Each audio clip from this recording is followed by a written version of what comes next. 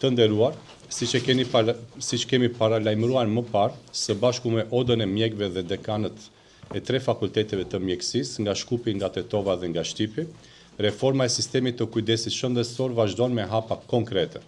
Po avancojmë me një segment më të rëndësishëm që ka ndikim të drejtë për drejtë në cilësinë e shërbimeve shëndetësore në shtetin tonë, sistem i specializimit dhe subspecializimeve në sistem që i kemi pasur deri tani. Sot dëshirojmë të prezantojmë konceptin e ri të këtij sistemi të specializimit dhe subspecializimit, i cili është në përgjigjen e drejtë për drejtë ndaj gjendjes reale dhe sfidave reale në të cilën ballafaqohemi ne si sistem shëndetësor në shtetin tonë. Analizat tregojnë se kemi specialistë me profil shumë të ngushtë dhe me zbatueshmëri të kufizuar, me përgatitje praktike të pamjaftueshme, veçanërisht në mjekësinë urgjente dhe në kujdesin intenziv në sistemin shëndetësor. Gjithashtu edhe konsiderimet në nivelin terciar të shëndetësisë, me të cilën është bërë një ngarkesë shumë e madhe, duke marrur qytetarët shërbime shëndetësore në mjekësinë terciare.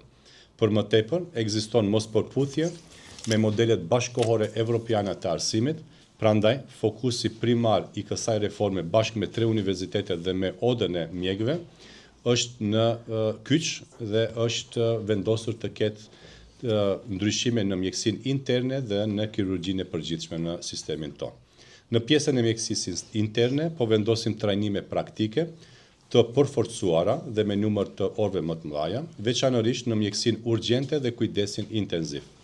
Po ashtu po vendosim trajnimin e avancuar të ultratingullit në vendin e kujdesit point of care, si aftësi standarde për çdo internist i cili duhet ta implementon.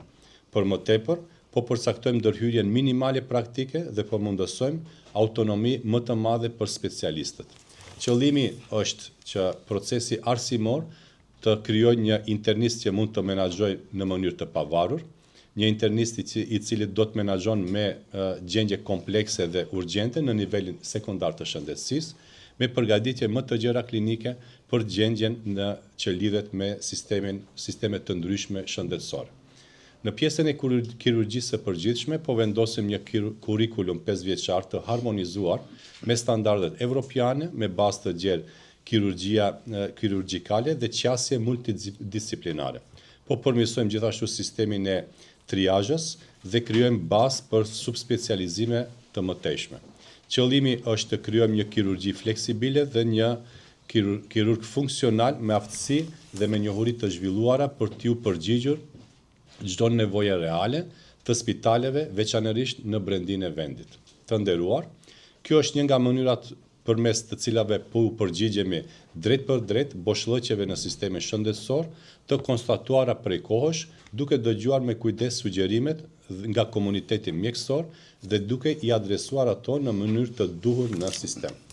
Efektet që presim të arrihen në sistemin shëndetësor nëpërmjet kësaj reforme janë: përmirësimi i qasjes në shërbimet cilësore shëndetësore, ulja e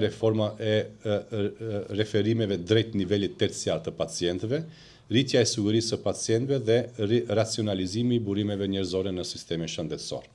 Jam parapar edhe zgjidhje kalimtare për studentët të cilët janë deri në vitin e 3 në specializim me kurrikullën e vjetër, ato mund të kthehen në kurrikullën e re, ndërsa studentët të cilët janë në vitin e 4 apo të 5 do të vazhdojnë me të njëjtën. Modeli i ri gjithashtu parasheh program 1 vjeçar për specialist ekzistues, përkatësisht harmonizimin e tyre me kurrikullën e re, si dhe programe 2 vjeçare me avancim standard sipas specializimeve të reja. Synimi i kësaj strategjie është kthimi drejt specializimit të gjerë bazik, të subspecializimeve si avancim, zbatimi i parimeve të rajonalizimit të shëndetësisë në sistemin tonë, gjithashtu balansi ndërmjet specialistëve të përgjithshëm dhe ekspertëve të profilizuar në shëndetësi. Kjo përveç që është një reformë arsimore, njëkohësisht edhe është një ndryshim i madh në sistemin shëndetësor që do të sjellë qasje më të mirë në shërbim cilësor shëndetësor, në përdorimin më efikas të burimeve njerëzore dhe forcim në nivel shëndetësor sekondar të sistemit shëndetësor. Në kuadër të mjekësisë, në kuadër